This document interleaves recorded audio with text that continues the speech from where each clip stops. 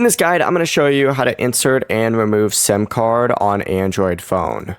This is Aiden from JustBoz, and before we get into this guide, make sure to like the video and subscribe to the channel with all notifications on. It really does help with the channel, and it lets us know that you want more content like this, so we greatly appreciate it. If at any point throughout this guide you did have any questions, just ask them down in the comment section below, and we can help you out further. I'm going to be doing my best to reply to every single comment down there. The first thing you need to do is locate the SIM tray on the side or the top of your phone.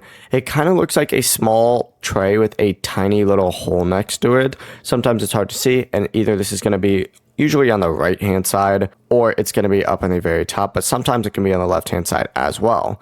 Now from here, I recommend using a SIM eject tool or just like a tiny little thing to push this in. The SIM eject tool is by far the best. But insert the SIM eject tool into the tiny little hole and press gently until the tray pops out. And from here, you could also use a paper clip. That's what I personally use, but a SIM tray and a SIM eject tool is a little bit better.